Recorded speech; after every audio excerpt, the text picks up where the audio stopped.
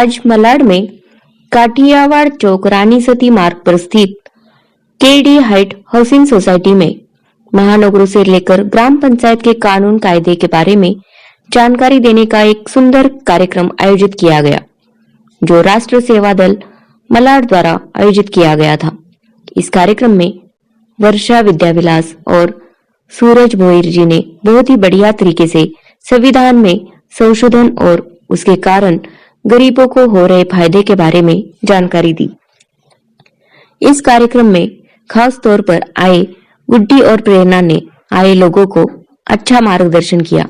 इस कार्यक्रम को सफल बनाने के लिए सोशलिस्ट पार्टी इंडिया के मुंबई अध्यक्ष गौतम सोनी और जिला अध्यक्ष हिम्मत गोहिल तथा वार्ड अध्यक्ष सतीश साल्वे ने कड़ी मेहनत कर सफल बनाया। Bureau report, Mumbai. जो आजादी के आंदोलन पे विश्वास रखते हैं, हम सब लोग हमेशा अपना कार्यक्रम गांधी जी की शहादत के समय से जोड़कर 5/17 को उनकी शहादत हुई थी, उससे जोड़कर 1 घंटे पहले 2 घंटे पहले हम अपनी सब लोगों को इकट्ठा करके सर्वधर्म प्रार्थना करना, जिस पे गांधी जी की आस्था थी, विश्वास थी इस देश की एकता पर, उसको करते हुए हम उन गांधी जी की याद में मौन रखते हैं और याद करते हैं। हमने बहुत पिछले 10 दिनों में कोशिश की और उस कोशिश का फ़ायदा आज उन रिजल्ट आया है कि आज अखबारों में छपा है कि महाराष्ट्र सरकार ने उस सायरन के लिए हाँ कहा, लेकिन क्योंकि वो 1 दिन पहले कहा है तो ये बहुत बड़े पैमाने पे देश में नहीं होगा। और उन्होंने जिन जिन अथॉरिटीज़ को भेजा है लेटर, क्योंकि आज शनिवार था, कल रविवार है, तो उनके पास पहुंचना और उसको इम्प्लीमेंट करना, अमल में लाना, वो 1 दिन पहले में नहीं होगा।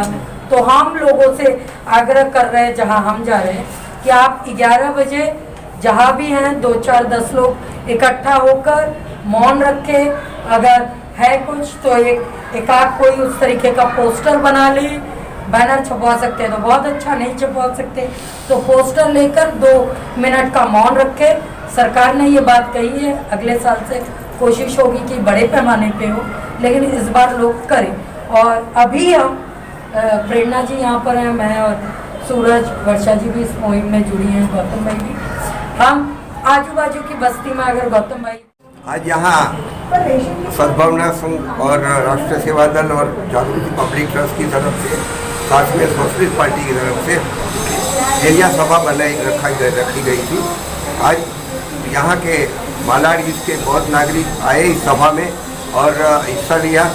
नागरिक जो आए सब सोशल वर्क करते और सब अपने अपने काम में माहिर थे, और वो लोग सब आज प्रण करके गए हैं कि अगले चुनाव के पहले ऐसी ही एरिया सभा अलग अलग वार्ड में करेंगे, और वार्ड में ये इस तरह की एरिया सभा करके अच्छे से अच्छे प्रतिनिधि मुंबई म्यूनिसिपल कॉरपोरेशन में जाए, उस तरह का प्रयत्न हम लोग करेंगे, ऐसा आज नक्की किया है। और उसका अभी शुरुआत हो गया है आज से, और अभी अगले कुछ ही महीनों में, 2-3 महीनों में लोग और ज़्यादा अच्छी तरह से इसको संगठित रूप से करके जो अच्छे उम्मीदवार होंगे उनको जिताने का काम करेंगे। यह आज हम लोगों ने तय किया है। आज यहाँ आए वर्षाताई, सूरज भाई, अशोक भाई, आनंद, गुड्डी, प्रणीता, प्रेरणा और सब लोगों ने जिस तरह से हमको मार्गदर्शन, मदद और साथ दिया, इसलिए मैं उन सबका शुक्रिया अदा करता हूँ, आभार मानता हूँ। एरिया सभा का उद्देश्य है 1992 में इस देश में 2 तरह का बदलाव आए। एक तो 73वां संविधान सुधार गांव के स्तर के लिए और एक 74वां संविधान सुधार शहर के स्तर के लिए। तो एरिया सभा जो है 74वें संविधान सुधार के तहत ये नागरिक स्थानिक स्वराज्य सरकारें बनी, और उसके अंतर्गत लोगों का सहभाग बढ़ना चाहिए। अधिकारों का विकेंद्रीकरण होना चाहिए और प्रशासन और लोक प्रतिनिधि लोगों के प्रति जवाबदेही और पारदर्शक होनी चाहिए। इसके लिए नगर राज बिल करके, ये जो एरिया सभा है, नगर राज बिल करके कानून लाया गया। महाराष्ट्र सरकार ने 3 जुलाई 2009 को इस कानून को विधानसभा और विधान परिषद में पारित किया। ये कानून राजपत्र में है, गैजेट में है। ये कानून का उद्देश्य ये है कि कॉरपोरेटर जो होता है वार्ड का, वो लोगों के बीच अपनी जो पोलिंग बूथ है, वो पोलिंग बूथ के अनुसार 2 से 5 पोलिंग बूथ के जो मतदार होते हैं, उन मतदारों की एक एरिया सभा बनाएगा और हर 3 महीने में सभा लेगा, वहाँ के सवालों के लिए बात करेगा, उनकी प्राथमिकता तय करेगा लोगों के साथ मिलके, और विकास की जो नीति है वो आखिरी आदमी वंचित तक पहुँचाएगा। इस तरह के उद्देश्य को लेकर एरिया सभा, जिसको हम नगर राज बिल बोलते हैं, एरिया सभाओं का कानून आया। अभी कुछ ही समय बाद चुनाव की तैयारी हो रही है, सब अपने अपनी तकदीर आजमाने, उनको आप क्या संदेश देना चाहोगे? मेरा तो कहना है कि देखो, उम्मीदवारों को हम क्या संदेश दें। उम्मीदवारों को तो हम ये कह सकते हैं कि हर कोई उम्मीदवारों को अपना एक एफिडेविट बनाना चाहिए और कमिटमेंट अपने घोषणा पत्र में देना चाहिए। आज़ादी के 75 साल हम मना रहे हैं। इस 75 सालों में इस देश का मालिक ये मतदार राजा है, तो इस मतदार राजा को सहभाग करके लेना। एक तरफ ये उम्मीदवारों ने उस तरह की खुला संकल्प या शपथ लेनी चाहिए कि अगर हम जीत के आते हैं या हमारी पार्टी जीत के आती है, जो भी जीत के आते हैं, तो हम लोगों के सहभाग से महानगर पालिका का ये राज चलाएंगे, ये व्यवस्था चलाएंगे। और लोगों को मेरा ये कहना है कि इस बार जागो भाई। जैसे बाबा साहब ने एक बात कही थी कि हमारे वोट को है ना, हम हमारे एकदम नज़दीक का व्यक्ति, मतलब अब हम जिनको जान बोल सकते हैं, इस तरह का उसका इस्तेमाल करना चाहिए और बहुत सोच समझ के मुझे लगता है वोट देना चाहिए।